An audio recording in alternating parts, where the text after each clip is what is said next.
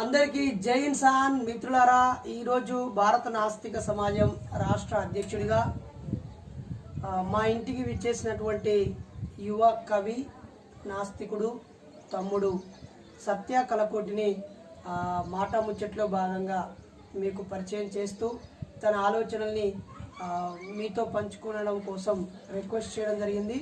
ముందుగా అంగీకరించినందుకు తమ్ముడికి జై ఇన్సాన్. కవిత మీకోసం. నేను రోజుకు అనేక మార్లు హత్య చేయబడతాను, కానీ ఏ రోజు పూర్తిగా సమాధి చేయబడను.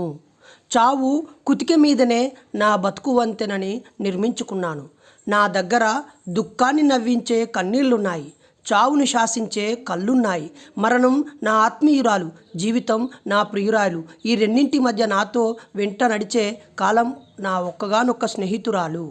పూర్వ కరీంనగర్ జిల్లా హుజురాబాద్ దగ్గరలో ఉన్నటువంటి సైదాపూర్ మండలము గోడిశాల గ్రామంలో కండక్టర్ ఐలన్న నుంచి మోల్కొంటే అక్కడ పశువుల డాక్టరు మొగిలన్న వరకు, అది భారత నాస్తిక సమాజానికి ఒక గుండెకాయ లాంటి గ్రామము. అనేక మంది నాస్తికులను అందించినటువంటి గ్రామము. చుట్టుపక్కల ఎక్కడ కార్యక్రమాలు జరిగినా సైకిళ్ళ మీద, బైకుల మీద, ఆటోల మీద అనేక మంది ఆ గ్రామం నుంచి వచ్చి ఒకవైపు నాటికలు, మరోవైపు పాటలు, కోరస్ ఇవ్వడాలు, అనేక పాత్రలు పోషించేవారు. నాకు 2000 సంవత్సరం నుంచి ఆ గ్రామంతో అనుబంధం ఏర్పడింది. ఆ తర్వాత తమ్ముడు 2004, 2005 ఆ సంవత్సరాల్లో పరిచయము. ఆ తర్వాత నేను వాళ్ళ ఇంటికి వెళ్ళడము, వాళ్ళ అన్నకు కూతురు అప్పుడే చిన్న స్వేచ్ఛ, ఆ అక్క వాళ్ళ ఇంట్లో నేను భోజనం చేయడము. అప్పటికే తమ్ముడు చాలా పుస్తకాలు చదువుతూ సాహిత్యం అంటే బాగా ఆసక్తితో ఉండే తమ్ముడు. ఇంకా తుంటరిగా ఉండేవాడు. అలా తను నాకు పరిచయం అయిన తర్వాత హైదరాబాదు డివిజన్ కమిటీలోను, జిల్లా కమిటీలోను తీసుకోవడం జరిగింది. నాతో పాటు చాలా ప్రయాణం చేసినటువంటి తమ్ముడు. మధ్యలో కొంతకాలం భారత నాస్తిక సమాజం నుంచి ఇంకొక సంఘం ఉద్భవించడంతో అటు వెళ్ళాలా ఇటు వెళ్ళాలా అనే డైలమాలో ఉండటం జరిగింది. ఇంకా చాలా చాలా దూరం పెరిగే ప్రక్రియలు ఎన్నో జరిగినప్పటికీ నాస్తికత్వం అనేది నిజం కాబట్టి ప్రతి నాస్తికుడు అందరూ కూడా ఖచ్చితంగా మళ్ళీ ప్రజల అవసరాలు, ఉద్యమాలే అందరినీ తిరిగి కలుపుతాయి. ఆ క్రమంలో తమ్ముడు నేను మళ్ళీ మళ్ళీ కలుసుకోవడము, పుస్తకాలు మమ్మల్ని కలపడము, పరిస్థితుల రీత్యా కాస్త దూరం ఏర్పడిన అన్ని పొరపొచ్చలు తొలగిపోవడము. ఒకవేళ ఉన్నా రేపు కూడా మళ్ళీ కొత్తగా ఉద్భవించమని రోజు లేదు. పెళ్లి చేసుకున్న భార్య సత్యదాకా కలిసి ఉండాలని లేదు. నచ్చకపోతే డైవర్స్ తీసుకునే అవకాశం భర్తకి ఉంది, భార్యకి ఉంది. ఈ క్రమంలో కాసేపు తమ్ముడితో మాట్లాడదాం. మరిన్ని విషయాలు మాట్లాడుకోవడానికి ముందు తాను రాసిన మరో కవితను వినిపిస్తాను. మౌనం మన మెదడులో చిత్తడిగా పడి ఉన్న ఒకనాటి జ్ఞాపకాలన్నింటినీ ఒక దగ్గర కుప్పపోసుకొని, పారుతున్న రక్త నాళాల నిండా నింపుకొని, అడుగులేస్తున్న ఆలోచనలన్నింటి మీద కొసరి పూసుకొని, లోపల కన్నీటి దారుల్ని ప్రవహించేదే మౌనం. మౌనం ఒక నిరంతర మరణం, అంటే చావుతో సమానమంట. మన బలవన్మరణానికి పురికొల్పిన అసలు నేరస్తులెవరైనా మన గుండె గదుల్లో ఖైదీలుగా వారి జీవిత కాలాన్ని మోసుకుంటూ తిరుగుతారు. మౌనం మనపై మనం ప్రకటించుకునే ఒక ఎమర్జెన్సీ కాలం. మౌనం మన క్షణాల్ని, మన ఆలోచనల్ని హత్య చేసి జంటగా అల్లుకునే కన్నీటి తోరణం. మౌనం మనం రాల్చే ప్రతి కన్నీటి బొట్టులో కదలాడే ఒకానొక మరపురాని రూపం. మౌనం మన చివరి క్షణాల్లోనైనా మనసుపడ్డ రూపాన్ని పెయినిండా పెనవేసుకోవాలని ఒళ్ళంతా కన్నీళ్లు పూసుకునే నిశ్శబ్ద దుఃఖం. మౌనం నిరంతర మరణం. అందుకే మౌనం వీడాలని చక్కటిగా రాశాడు. కుటుంబం గురించి చెప్పు. అమ్మ, నాన్న, అక్క, చెల్లెలు. అమ్మ, నాన్న, నేను, అక్క మ్యారీడ్. నాన్న లేట్ ఎక్స్పైర్డ్. అమ్మ, నేను పీజీ వరకు అయిపోయింది ఎడ్యుకేషన్. ఇంటికాడ ఉన్న చిన్న వ్యవసాయం, రైటింగ్, రీడింగ్, పోయట్రీ. నువ్వు ఎక్కువగా విచ్ టైప్ ఆఫ్ రైటింగ్స్ చదువుతావు? కాంటెంపరీ ఇష్యూస్ మీద నేను ఎక్కువ రాస్తాను. ఎక్కువ నేను రాసేది కాంటెంపరీ ఇష్యూస్ మీద. రన్నింగ్ సొసైటీలో ఏం నడుస్తుంది, దానికి మన తరపు నుండి పీపుల్ని ఎలా ఎడ్యుకేట్ చేయాలి, ఎలా ఆలోచింపజేయాలి అనేది నా writing main intention. We are mindless అనే టైటిల్తో తాను ఇటీవల రాసిన ఒక కవిత మీకోసం. ఈ దేశ గర్భానికి పుట్టి ఈ దేశం రొమ్ము పాలు తాగి పెరిగిన మేం తరతరాలుగా మా దేశపు తలపై పెట్టిన మీ విదేశీ శటగోపాన్ని ఇంకా పీకి పారేయలేకపోతున్నందుకు మీరే శ్రేష్ఠులు సామి. మా మెదళ్లను మీకు ఉంపుడు గత్తెల్ని చేసి మీ ఊకదంపుడు మాటల్ని విన్నంతకాలం పైసా పని లేకుండా పుష్టిగా తిని పెంచుకుతున్న మీ బొర్రల్ని మీ పిర్రల్ని మేం ప్రశ్నించనంతకాలం మీరే శ్రేష్ఠులు సామి. మీ తేనె పూసిన మాటలు విని మా వెన్నుపూసలు పక్షవాతంతో పడిపోతున్నంతకాలం మీ మఠాలకు మీ పీఠాలకు మీ పాదాలకు మేం మొక్కుతున్నంతకాలం అసలు మేం బొమ్మకు పుట్టలేదు మా అమ్మకు పుట్టామని ప్రకటించుకోనంతకాలం మీరే శ్రేష్ఠులు. ఇటీవల ఒక ఆయన మాట్లాడుతూ బ్రాహ్మణులు శ్రేష్ఠులు అన్న సందర్భంగా సత్య రాసిన ఈ కవిత. అంటే కవిత్వాన్ని ఎందుకు ఎంచుకున్నావు? అంటే కవిత్వాన్ని ఎంచుకోవడానికి మెయిన్ రీజన్ ఏంటిదని అంటే విత్ ఇన్ లిటిల్ బిట్లా మనం ఎక్కువ ఇన్ఫర్మేషన్ గ్యాదర్ చేసి ఇవ్వచ్చు. ఇప్పుడు పుస్తకం చదివే అంత తీరిక సొసైటీకి లేకపోవచ్చు, కానీ లిటిల్ దాంట్లో పరిణామంలో ఎక్కువ ఇన్ఫర్మేషన్ ఇవ్వడానికి poetry is the correct thing. ఈ కవిత్వంలో నీకు బాగా ఇన్స్పైర్ చేసిన కవి ఎవరు? అలిశెట్టి ప్రభాకర్, కలేగురి ప్రసాద్. నేను ఎక్కువ వీళ్ళే చదివిన. ఇవాళ ఒక అన్న కాల్ చేసి మీ కవిత్వం చదువుతుంటే చిరబండ రాజుని చదివినట్టు అనిపిస్తుంది అని అన్నాడు. ఫేస్బుక్ అన్న పేరు అవని శ్రీకర్. పొద్దున అన్న ఫోన్తోనే నేను నిద్ర లేచిన. చిరబండు రాజు నేను ఎప్పుడు చదవలేదు, చదువుకు ఇప్పుడు. నేను ఎక్కువ చదివింది అలిశెట్టి కవిత్వం అండ్ కలేకూరిది. అది పిడికిడి ఆత్మగౌరవం కోసం అనే కవిత్వం చదివినప్పుడు నేను చాలా రోజులు డిస్టర్బ్ అయినా ఆ కవిత్వం. తర్వాత నేను ఎక్కువ సివి రచనలు, నా కవిత్వంలో ఎక్కువ పదాలు సివి గారి బుక్లో వాడినవి ఉంటాయి. సివి పదాలు నా మెదడులో నాటకపోయినా అవి. సివి సత్యకామ జావాలి, నరబలి, సాములూరు వించేశారు. సివి గారు అన్ని పుస్తకాలు నేను చదివింది, ఒక్కటి వదిలిపెట్టకుండా. ఈ మధ్య మరో భారతం వచ్చింది, చూసారా? అది కూడా చదివింది. దాన్ని జయగోపాల్ గారికి అంకితం ఇచ్చాడు. లాస్ట్ వన్ అది. చనిపోయిన ఆయన అనంతరం వచ్చిన నేటి భారతం. కలిసారా సివి గారు? కలిసారా? కలిసిన. ఏ సందర్భంలో? కలిసినప్పుడు అప్పుడు సారన్న పరిచయం చేసిండు. మీ పుస్తకాలను చాలా ఇష్టంగా చదువుతుంది ఈ అబ్బాయి అంటే, అప్పుడు నన్ను పట్టుకొని చాలాసేపు మాట్లాడాను. అప్పుడు బ్లైండ్ అయిపోయింది సార్, కన్ను సరిగ్గా కనిపించట్లేదు, చెవులు. లాస్ట్ స్టేజ్ అది.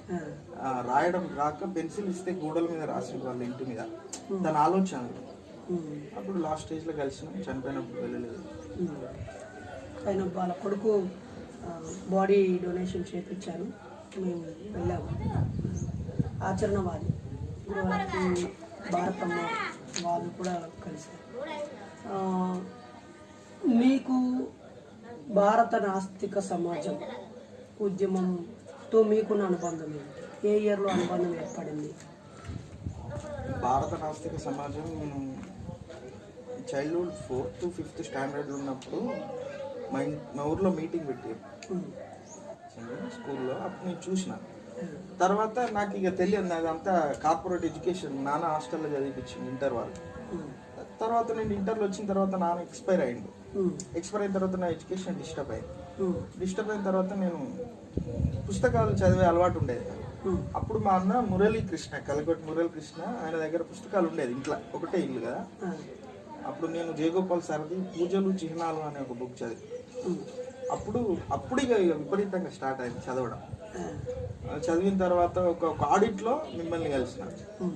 అది మానకొండూరు అనుకుంటా. కలిసినప్పుడు బుక్స్ ఉన్నాయంటే అప్పుడు ఇక మీతో జర్నీ స్టార్ట్ అయింది ఒక 4-5 years. తర్వాత కలిసి చేసినాం, హన్మకొండలో ఉన్నాం. తర్వాత ఇక అందరికి దూరం అయిపోయినాం, అంటే ఐసోలేట్ అయిపోయినాం. మన మూమెంట్ డిస్టర్బ్ అయింది కాబట్టి ఇక్కడ వాళ్ళం అక్కడ ఐసోలేట్ అయిపోయినాం. ఈ క్రమంలో నేను నా ఎడ్యుకేషన్ కంటిన్యూ చేసుకుంటూ విపరీతంగా చదవడం స్టార్ట్ చేసిన. ఎక్కువగా అంబేద్కర్ వాల్యూస్ చదవడం, దళిత లిటరేచర్ చదవడం, ఇలా ఎదురైనవన్నీ. ఇప్పుడు నలుపు అనే మ్యాగజైన్ ఒకటి ఉండేదంట, కంచైలయ్య, బాలగోపాల్ వీళ్ళు స్టార్ట్ చేసిన నలుపు మ్యాగజైన్. అది బ్యాన్ చేసారు అప్పుడు మ్యాగజైన్. ఆ మ్యాగజైన్కి సంబంధించిన అన్ని మంత్లీ మ్యాగజైన్స్ అన్ని బైండింగ్ చేసి ఒక అన్న దగ్గర ఉండే. అది నేను చదవడం వల్ల చాలా చేంజెస్ వచ్చినాయి. రాసిన మరో కవితను విందాం. FIR శీర్షిక. ఇంకా ఆ అధర్మమే అంటే మనుధర్మమే IP సెక్షన్లని, అమెండ్మెంట్ యాక్టులని శాసిస్తున్నప్పుడు న్యాయస్థానాలన్నీ ఆర్డర్ ఆర్డర్ అంటూ కులానికో తీరుగా మొరుగుతున్నప్పుడు మనం ముందుగా కనుక్కోవాల్సింది కులమే కదా. కోర్టు భవనాల గుడ్డి తరాజుల్లో న్యాయం కులానికో లెక్కన జోకబడి తూకానికి అమ్ముడవుతున్నప్పుడు మనం మొదటగా ఆరా తీయాల్సిందిగా చెరబడ్డ శీలానిది ఏ కులం, చెరిచినగా మగతనానిది ఏ కులం అనే కదా. ముందు వాళ్ళ CIR క్యాస్ట్ ఇన్ఫర్మేషన్ రిపోర్ట్ తీసుకురండయ్యా, ఆ తర్వాతే FIR బుక్ చేద్దాం. ఈ వ్యవస్థ సంకల్లో వేలాడుతున్న తుపాకులు కులం మీద పేలుతాయన్నది ఈ దేశ న్యాయస్థానాలు ఇచ్చే తీర్పులు.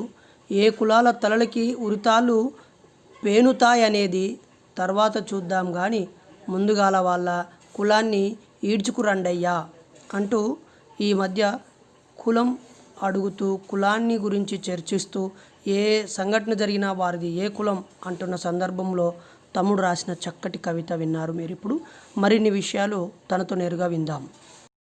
ఇంకా ఇప్పుడు రాస్తున్న వాటిని ఏమైనా సంకలనం చేయడము, పుస్తకం అంటే వాడా అని ఒక బుక్ రాసి పెట్టిన ఆల్రెడీ. వాడా అంటే వెలివాడలో వాడనైనా లేక మామూలుగా ఒక గల్లీ అన్నట్టు. బట్ వాడా అంటే ఊరికి దూరంగా ఉండేదాన్ని వాడా అంటాం. ఇప్పుడు మా వాడ నుంచి ఎట్లుంటుంది అని అంటే, ఎటు పోతున్నావు రా అని అంటే ఊళ్ళో పోతాను రా అని అంటాడు. అంటే వీడు ఊళ్ళో లేనన్నాడు. వాడ నుంచి ఎటు పోతున్నా, ఇప్పుడు ఊర్లో ఉన్న వాళ్ళు ఎటు అంటే దుకాణం కంట, వాడలు ఉన్నవాడు ఎటు పోతున్నాం అంటే ఊళ్ళో పోతాను అంటాడు. ఎందుకంటే దుకాణం ఊళ్ళో ఉంటది కదా, అంటే వీడు ఊళ్ళో లేడన్నట్టు అర్థం. అంటే ఇంకా ఊర్లోనే లేం మనం, కానీ ఊర్లోకి ఓట్లు వేయాలి. ఇంకా ఊర్లోనే లేం మనం, దళితులు బార్డర్లో సెక్యూరిటీ చేయాలి.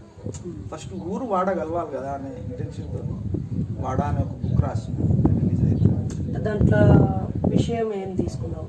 మెయిన్ థీమ్ వాడ ఊరికి ఏం చేస్తుంది, ఊరు వాడకి ఏం చేస్తుంది, ఇంకా వాడ ఊరి బయటనే ఎందుకుంటారు, వాడ ఎదుర్కొంటున్న సమస్యలు ఏంటి, వాడ వల్ల ఊరికి జరిగే మేలేంటి, ఊరి వల్ల వాడకు జరిగే మేలేంటిది, నష్టం ఏంటిది, ఒక వాడ ఊరు మధ్యలో నిర్దించిన యుద్ధం నేను ఫస్ట్ రాసిన. ఊరుకు వాడకు ఎందుకు మధ్యలో గ్యాప్ ఉంది దాన్ని. నెక్స్ట్ ఏదైనా రెండో దాని వర్క్లో ఉన్నావా? మై 30s అని మొన్న FBలో పెట్టిన. మై 30s నా 30 ఏళ్ళు గడిచిన, నా 30 ఏళ్ళు అది రాని. ఈ మధ్య నీకు బాగా తృప్తినిచ్చిన కవిత్వం నువ్వు రాసింది ఏది? ఈ మధ్య ఆ పుట్టుక ఎక్కువ ఇష్టం నాకు. దాన్ని వినిపించగలమా? అది మీరు షేర్ కూడా చేసారు. బాణాస 81 వాట్సాప్ గ్రూపుల్లో కూడా చాలా షేరింగ్ అయింది. కాల్స్ చేసిరు అన్న, అది చదివి చాలా మంది కాల్స్ చేసారు. నేను అంటే నా రైటింగ్ శైలి కూడా ఈ కవిత్వంతోనే మారింది. ఎలా రాయాలి అనేది అప్పుడు అర్థమైంది.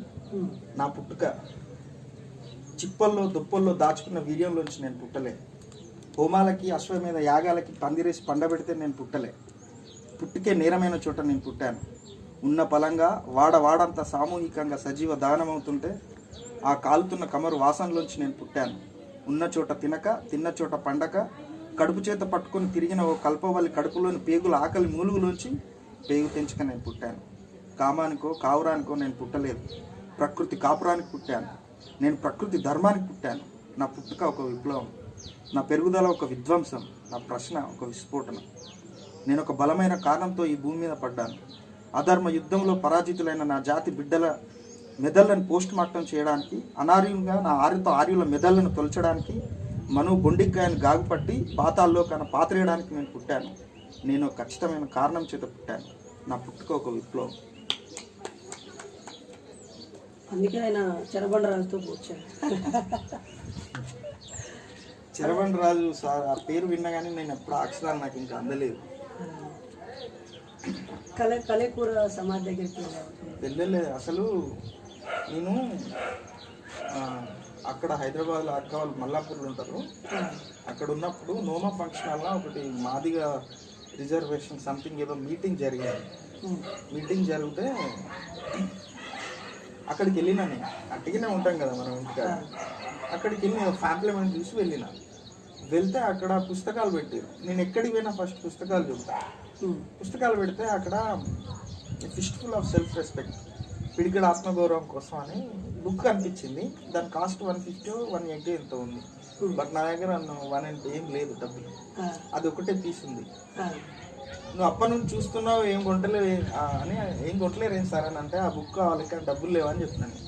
మరి ఎట్లా అని అంటే, నాకు తెలిసిన ఒక ఫ్రెండ్ ఉంటుంది అక్కడ లోకల్ అమ్మాయి. అమ్మాయి కాల్ చేసి డబ్బులు తీసుకొని వచ్చేదాకా అక్కడే నిలబడి ఆ పుస్తకం కొనుక్కున్నాను. వేరే వాళ్ళు కొనుక్కుంటారని అట్లా కొనుక్కున్నాను. ఆ బుక్ చదివినాక చాలా డిస్టర్బ్ అయినాను. ఇంత బలంగా ఇంత రాసిన తర్వాత నేను తన గురించి విన్నా, యూట్యూబ్లో చూసిన, ఎవరి కలేకూరి ప్రసాద్ ఇది అయితే అని లైఫ్ మొత్తం మూమెంట్ కోసమే డెడికేట్ చేసి, ఆయన అక్షరాలలో చాలా బలమైన గాఢత, అది విడిచిపెట్టలే. చాలా వరకు వెంటాడే జ్ఞాపకం కలేకూరి ప్రసాద్. ఇప్పుడున్న సమాజానికి నాస్తికత్వం ఆవశ్యకత ఏంటి? ఇప్పుడున్న సమాజానికి అని అంటే, సమాజానికి ఆలోచించే టైం ఎంత తక్కువ ఉన్నదో మనం అర్థం చేసుకోవాలి. ఆలోచించకపోతే ఫెయిల్యూర్ అయ్యే కుటుంబాలను కూడా మనం చూస్తాం. మనం నార్మల్ స్కూళ్ళకి, నార్మల్ కాలేజీల వరకే వెళ్తున్నాం. చాలామంది వాళ్ళ పిల్లల్ని సిబిఎస్ఈ, ఐసిఎస్ఈ, ఎన్సీఆర్టీలో చదివిస్తున్నారు. వాళ్ళు ఈ పిల్లలు ఒకే సమాజంలో బతకాలి. మనం పోయే బడులలో ఎంతవరకు సైంటిఫిక్ టెంపర్ ఉంటుంది, వాళ్ళు చదివే బడులలో ఎంతవరకు సైంటిఫిక్ టెంపర్ ఉంటుంది, ఇవన్నిటిని కోడ్ చేసుకొని ఒకే సొసైటీలో వీళ్ళిద్దరు ఒకే రకంగా బతకాలి అని అనుకున్నప్పుడు మాత్రమే నాస్తికత్వం అవసరం. లేదు బానిసలుగానే బతకాలి అని అనుకున్నప్పుడు, బానిసత్వం చాలా అందమైనది, అందులో నుండి ఎవరు బయటపడరు. ఒకసారి బానిసత్వం నుండి బయటపడడం అంటే అది వ్యక్తిగతంగా ఒక అరాచక జీవితం లెక్క కనబడుతుంది అందరికీ. ఇప్పుడు నాస్తికులు అనగానే మనం అంటే, నాస్తికులు అంటే ఎవరికి భయమో వాళ్ళకి తెలుసు, మనం ఎవరి పునాదులను పెకిలిస్తాం వాళ్ళకి తెలుసు. ఇండైరెక్ట్గా మన వాళ్ళని మనకే శత్రువు తయారు చేసేది ఇది culture, Hindu culture, any religion culture. ప్రతి బేసిక్ నాలెడ్జ్ ప్రతి కుటుంబం నుండి తల్లిదండ్రులే పిల్లలకి ఎథిజం బేసిక్స్ చెప్పాలి. ఎరాడికేషన్ ఆఫ్ సూపర్స్టిషన్ ఇలాంటి, కానీ అవి చెప్పే వాతావరణం లేదు. టీవీలు, సినిమాలు, సీరియళ్ళు. ఇప్పుడు రిలీజియన్, సూపర్స్టిషన్స్ అనేది గ్లోబలైజేషన్ అయిపోయింది. దాన్ని అంత తొందరగా ఎరాడికేట్ చేయాలని అంటే అది ఒక ఎడ్యుకేషన్ ఫీల్డ్లోనే చొచ్చుకుపోవాలి. ఇంకా ఎడ్యుకేషన్ ఫీల్డ్లోకి అది కనీసం ముఖం కూడా చూడలేదు. నువ్వు ఒక కవిగా ఐడెంటిటీ కోరుకుంటావా, ఎథిస్ట్గా ఐడెంటిటీ కోరుకుంటావా? ఎథిస్ట్గా. I'm first of all atheist, then after poet. అంటే ఎథిస్ట్ అనేదే నాకు ఇంపార్టెంట్. కవిగా నేను ఉండొచ్చు, రాయొచ్చు, రాయకపోవచ్చు ముందు, కానీ నేను చచ్చేదాకా నాస్తికుడిని కదా. జయగోపాల్ గారిని మీరు ఎప్పుడు చూశారు? ఆయనతో మీకున్న అనుభవాలు, ఆయనపై మీ అభిప్రాయం? Jayagopal role model and founder. Exactly. నేను ఇండియాలో అత్యధికంగా ఎక్కువ ఇంటలెక్చువల్లో ఒకరుగా అనుకునేది ఒక సార్. ఫస్ట్ ర్యాంక్ ఇచ్చేస్తుంది సార్.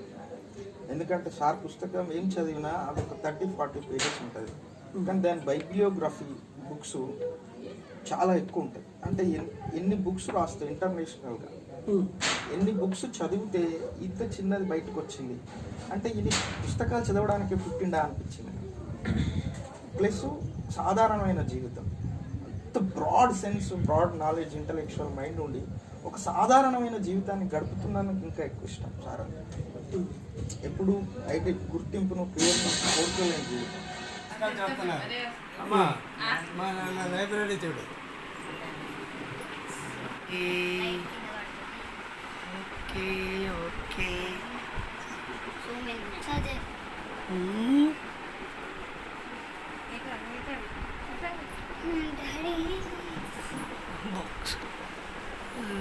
ఎక్కాయి. ఇదంతా బాణాస హిస్టరీ డాక్యుమెంట్స్ ఇవన్నీ కూడా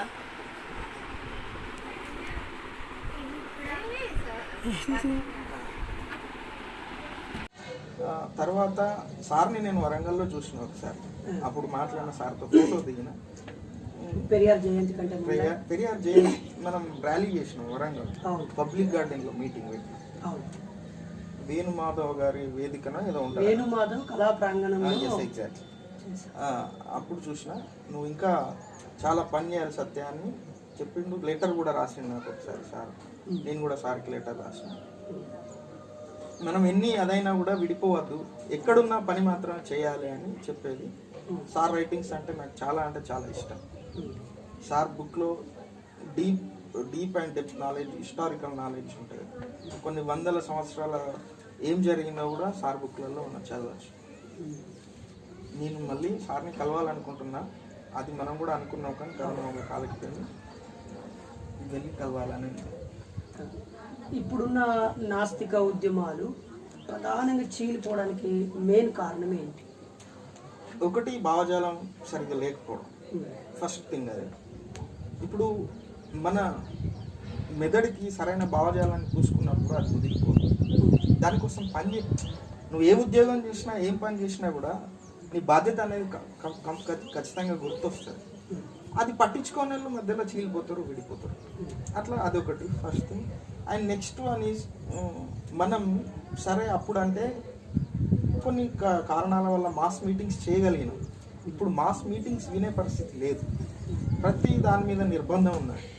మనం చెప్పేది రాజ్యం మీద ఎక్కువగా విమర్శించినవి ఉంటాయి. ఎందుకంటే రాజ్యం మతాన్ని, మూఢనమ్మకాన్ని పెంచి పోషిస్తుంది కాబట్టి మనం విమర్శించాల్సింది రాజ్యాన్ని. అలాంటి రాజ్యం మనకు మీటింగ్ పెట్టడానికి పర్మిషన్ ఇవ్వదు. అట్లా కొందరు మళ్ళీ ఇదే నాస్తికత్వాన్ని ఇందులోకి వచ్చిన వాళ్ళు కూడా middle class, lower middle class family నుండి వచ్చిన వాళ్ళే అయి ఉంటారు. వాళ్ళ కుటుంబాలు, జీవితాలు, పర్సనల్ లైఫ్స్ ఇవి ఒకటి. అండ్ నేను ఇంకొకటి ముఖ్యంగా చెప్పదలుచుకున్నది ఏంటిదంటే, నాస్తికులు ఎక్కువగా ఉండరు, తక్కువ మంది. ఎప్పుడు కూడా ఎందుకు విడిపోవడానికి, చీలిపోవడానికి, ఈ నీరు గారడానికి కారణం ఏంటిదనంటే, నాస్తికత్వం మోయడం అనేది చాలా బరువైన బాధ్యత. అది మధ్యలో ఎత్తేసి ఫ్రీ అయిపోయిన వాళ్ళు చాలామంది ఉన్నారు. మోయాలంటే బలమైన భుజాలు కావాలి మెదడుకి. ఆ మెదడు ఉన్న వాళ్ళే దాన్ని మోయగలరు. నాస్తికత్వం మీద ఏదైనా కవిత్వం రాశారా? నాస్తికత్వం మీద అంటే ఇంతకుముందు నా పుట్టుక ఆల్మోస్ట్ నాస్తికత్వం మీదనే. అది ఇంక రాయలేదు. రాసిన కానీ కొన్ని అసంపూర్ణం చేసిన. రాసినవి చాలా ఉన్నాయి, అసంపూర్ణంగా ఉన్నాయి. 4-5 ఫ్యాక్ట్ ఫైండింగ్స్కి వెళ్ళిన. అంటే ఒక దశలో నీ యవ్వనాన్ని, కుటుంబాన్ని వదిలేసి, చదువులను వదిలేసి సైంటిఫిక్ స్టూడెంట్స్ ఫెడరేషన్కి ఫుల్ టైమర్గా పనిచేశాం. ఆ కాలపు జ్ఞాపకాలు ఒకసారి ఈ తరానికి గుర్తు చేయాల్సిందే కోరుతున్నాను. అంటే నేను, ప్రశాంత్ అయినా, మీరైనా, ఎవరైనా, మన జగిత్యాల నరేష్ గారైనా, నాకు చిన్నప్పటి నుంచి ఉన్న ఫ్రెండ్స్ ఉంటారు. కానీ ఒక భావజాలం కింద పనిచేసిన ఫ్రెండ్స్ని కలిసినప్పుడు ఆ సంతోషం వేరే ఉంటుంది. మనం కలిసి ఉన్నది కొన్ని రోజులే కావచ్చు, కానీ భావజాలం ఒకటి. సరే అప్పుడు ఉద్యమం డిస్టర్బ్ అయిన క్రమంలో మనం విచ్ఛిన్నమై వేరే ఆలోచనలో వెళ్ళిపోయినంత మాత్రాన వేరే ఏం చేయలేదు. ఎందుకంటే ఒకటి చేయాలని అనుకున్నప్పుడు బలంగా వేరే మనిషి ఇది కూడా ఏం చేయలేడు. అందుకనే ఇక రాయడం, చదవడం. సైంటిఫిక్ స్టూడెంట్ ఫెడరేషన్, భారత నాస్తిక సమాజం అజ్ఞానంగా చీటింగ్ చేసి ఎవరైనా ప్రజలు, అమాయక ప్రజలు మోసం చేస్తే అక్కడ మనకి స్టెప్ ఉంటుంది యాజ్ ఏ ఎథిస్ట్. అంతేగాని నేను అందులో ఉన్నానా లేనా అనేది నేను ఎప్పుడు అనుకోలేదు. అది నాదే అని అనుకుంటాను. వాళ్ళు నా షాడో, నా వాళ్ళే అని అనుకుంటా. నేను ఇప్పుడు ఇందులో లేను కదా, నాకు ఏ గుర్తింపు లేదు కదా, నాకు ఏ గౌరవం లేదు కదా అని నేను ఎప్పుడు అట్లా ఫీల్ కాలేదు. ఒక కవిగా అంటే ఇప్పుడు మొదటి అడుగులు వేస్తున్నాం అంటే రాయటం మొదలుపెట్టి దశాబ్దం ఎంతో కాలమైన ఆ పదాల వాడి వేడి మెరుగుపడి సమాజానికి కనెక్ట్ అయ్యి రాయాలని ఇంకా అంటే ఒకప్పుడు వీలైనప్పుడు రాయడం వేరు, ఇప్పుడు వీలు చేసుకొని రాయాల్సి వస్తూ ఉంటారు. సమాజంలో ఒక సంఘటన జరిగి దీని మీద ఒక యువ రచయితగా తప్పకుండా రాయాల్సిన పరిస్థితి ఏదవుతుంది. ఒకప్పుడేమో మనకు వీలైనప్పుడు రాస్తాం, ఫ్రీ థాట్స్ వచ్చినప్పుడు రాస్తాం. ఒక దశ దాటిన తర్వాత సమాజ అవసరాల కోసం రాయాల్సి వస్తుంది. అలాంటి క్రమంలో రేపు నాస్తికోద్యమానికి మీ పాత్ర పోషించాల్సిన అవసరం ఏర్పడితే మీ నిర్ణయం ఎలా ఉంది? షూర్ 100%. ఏదో అవసరం వచ్చినప్పుడు లేకపోతే కంపల్సరీ రాయాల్సి వచ్చినప్పుడు రాయలేమన్నా, అదొక ఫీల్. అది రాయాలనుకున్నప్పుడే రాస్తాం. ఇప్పుడు అవసరం కాబట్టి అంటే రాయలేము.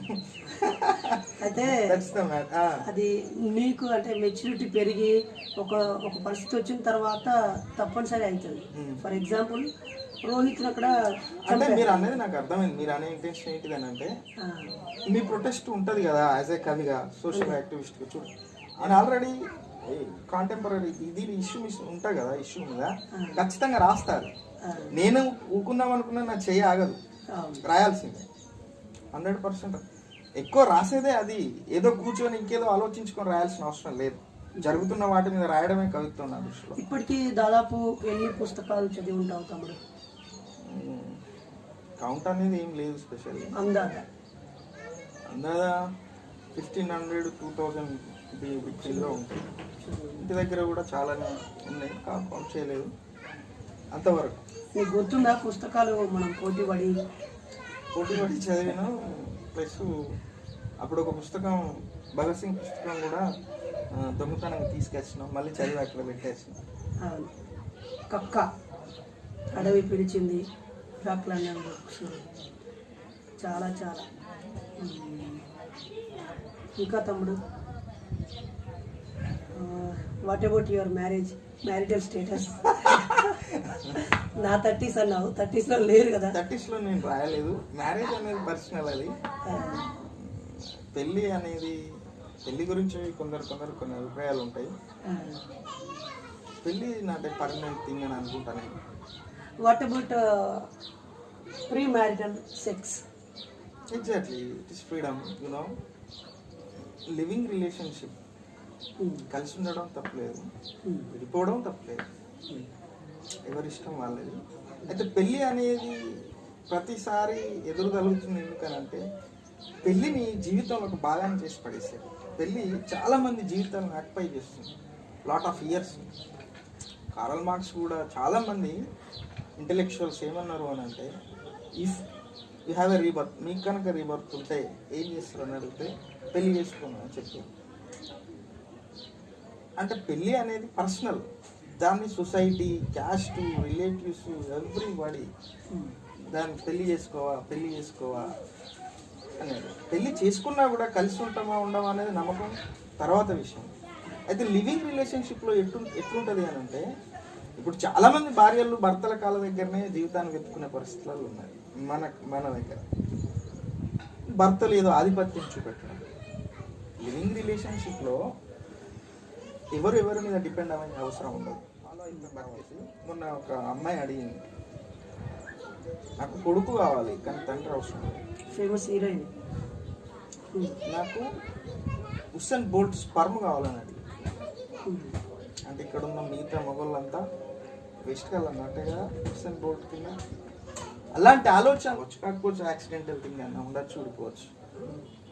Next, what is difference between 2010 భారత నాస్తిక సమాజం అండ్ 2020 భారత? డిఫరెన్స్ బిట్వీన్ 2010 ఆ మధ్యలో నేను అప్పుడే స్టార్టింగ్ ఎక్కువ మాస్ మీటింగ్స్, ఫ్యాక్ట్ ఫైండింగ్స్ ఉండేవి. 2020 వరకు ఈ మధ్యలో ఏమైంది అని అంటే, బాణాస పేరు ఆల్మోస్ట్ మర్చిపోయే స్థితికి వచ్చారు. తర్వాత ప్రాణాస వచ్చింది, తర్వాత బాణాస, ఇవన్నీ రెండు వినబడే కడ వినబడ్డాయి, పోయే కడ వినబడ్డాయి. కానీ సైంటిఫిక్ స్టూడెంట్ ఫెడరేషన్ అనే బ్యానర్ మీద చాలా వరకు నాస్తికత్వాన్ని మోసారు ఈ 10 సంవత్సరాలు. ఎక్కడ పోయినా కొన్ని మీటింగ్స్ మోసారు. మళ్ళీ తిరిగి ఇన్ని కమిటీలు, మళ్ళీ ఈ పేరు ఇంత వినబడడం కోసం చాలా ఫైట్ చేస్తున్నారు Byri Naresh garu. There is nothing doubt, no doubt at all. ఇంకా చేయాలనేది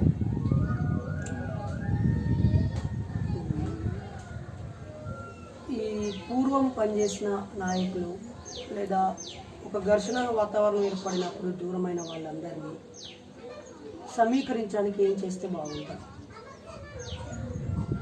అవి గోట్ మై ఎగ్జాక్ట్లీ. దానికి సమీకరించాల్సిన అవసరం లేదు. నాకు తెలిసి ఇప్పటికే వాళ్ళు ఎవరికి దూరమయ్యారు, ఎవరెవరికి దూరమయ్యారు, ఎందుకు దూరమయ్యారు అనేది పునఃపరిశీలించుకొని మళ్ళీ కలిసే అవకాశాలు అయితే 100% ఉన్నట్టు అనిపిస్తున్నాయి నాకు. నేను కూడా మాట్లాడుతుంటా మీతో వాళ్ళతో. సరే, మనకు వ్యక్తిగతంగా వేరే వేరే కారణాలు ఉండొచ్చు, ఒకరంటే ఒకరికి పడకపోవచ్చు. బట్ మనం ఒక భావజాలాన్ని ముందుకు తీసుకుపోయినప్పుడు నువ్వు అటుపక్క మొయ్యి, నేను ఇటుపక్క మొత్తా, కలిసి మెయాల్సిన అవసరం కూడా లేదు అనేది కంపల్సరీ. కలిసి పనిచేయడమే. కలిసి పనిచేయకపోయినా కూడా వ్యవస్థ అనేది పనిచేపిస్తుంది. శత్రువు నీ మీద నిర్బంధం విధించినప్పుడు, శత్రువు నీ మీద ఎక్కువ పెట్టినప్పుడు నీకు ఒక భుజం కావాలి కదా. ఆ భుజం వాళ్ళే కాకపోతే ఇక భావజాలం ఇక్కడిది, ఇంకిన్ని ఉద్యమాలు ఎందుకు? అందులో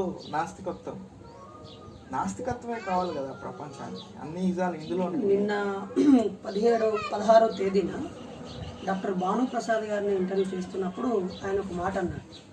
సార్, ఇన్ని సంఘాలు చీలిపోతూ విడిపోతూ ఎవరి దారిన వెళ్ళిపోయి కొత్త కొత్త సంఘాలు పెడుతున్నారు, దీనిపైన మీ అభిప్రాయం ఏంటంటే ఆయన ఒక చక్కటి సమాధానం ఇచ్చారు.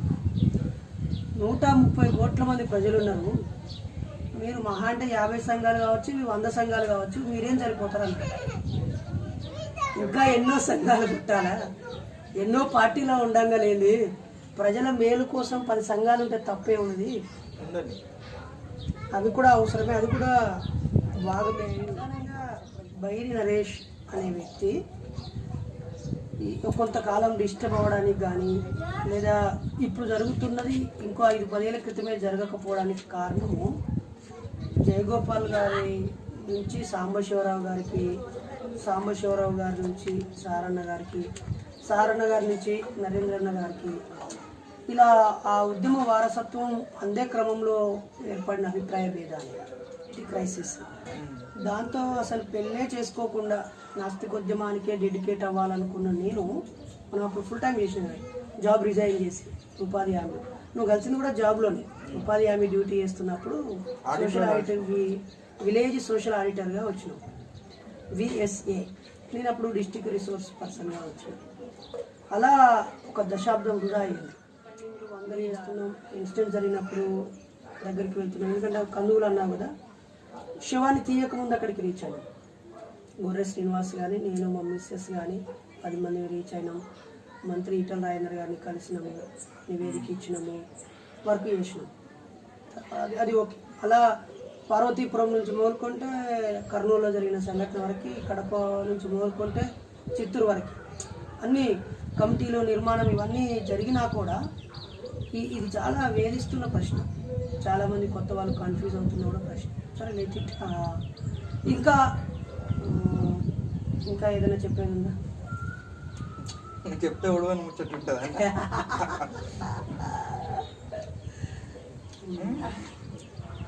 ఓకే, ఆపే. యా ఫ్రెండ్స్, ఇది ఈరోజు యువ కవి, నాస్తికుడు. ముఖ్యంగా నాకైతే నీతో ఉన్న స్వీట్ మెమొరీ నీ పేరు మార్పు. ఆ పేరుతోనే కవిగా ఉండటం నాకు ఇంకా గర్వంగా అనిపిస్తుంది. ఇంకొక తమ్ముడు స్వేచ్ఛ ఉండేది. మ్యారేజ్ అయిపోయింది మొన్న కలిసి. జాబ్ చేస్తున్నాడు ఏదో ప్రైవేట్ జాబ్ చేస్తున్నాడు. నేను మర్దల్ని ట్రెడిషనల్గా చేసుకున్నా అని చెప్పాను. ఇంకా అందరు బయటపడలేరు కదా అందులో నుండి. అది అయ్యో అది బానిసత్వం చాలా అందంగా ఉంటుంది అన్న. అందులో నుంచి బయటపడలేదు. అందులో నుంచి బయటపడాలంటే నేను చెప్పినా కదా, అరాచకంగా తయారు కావాలి. సో ఇది తమ్ముడితో కాసేపు ముచ్చట్లు. మరి తమ్ముడు తన సమయాన్ని సమాజాన్ని చైతన్యం చేయడానికి కేటాయిస్తూ ప్రయాణిస్తున్నాడు. రానున్న రోజుల్లో తన నుంచి గొప్ప విప్లవాత్మకమైన అక్షర సముదాయం మనకు అందించాలని కోరుతూ తన రచన ఉద్యమం నిరంతరం ఇలాగే సాగాలని, తన పఠన పుస్తకాలు చదివే పఠన ప్రక్రియ ఇంకా ఇంకా పెరగాలని, మనం చేసే కార్యక్రమాలన్నింటికీ ఒక మంచి రిసోర్స్గా తమ్ముడు ఎదగాలని హృదయపూర్వకంగా కోరుతూ, ఇది సత్య కలకోటి యంగ్ పోయెట్తో మీ బైరి నరేష్ మాట ముచ్చట. అందరికీ జై ఇన్సాన్. Thank you very much. మరో వ్యక్తితో మళ్ళీ ఇంటర్వ్యూలో మీ ముందుకు వస్తాను. ఇంకా ఎవరైనా సబ్స్క్రైబ్ చేయని వాళ్ళు ఉంటే వీలైతే సబ్స్క్రైబ్ చేయండి. ఎప్పుడైనా ఖాళీగా ఉన్నప్పుడు యూట్యూబ్ ఛానల్ ఓపెన్ చేసి గతంలో చేసిన ఇంటర్వ్యూలు, ఇచ్చిన ప్రసంగాల్ని కూడా చూడాల్సిందిగా మిమ్మల్ని కోరుతున్నాను. Thank you. బాయ్.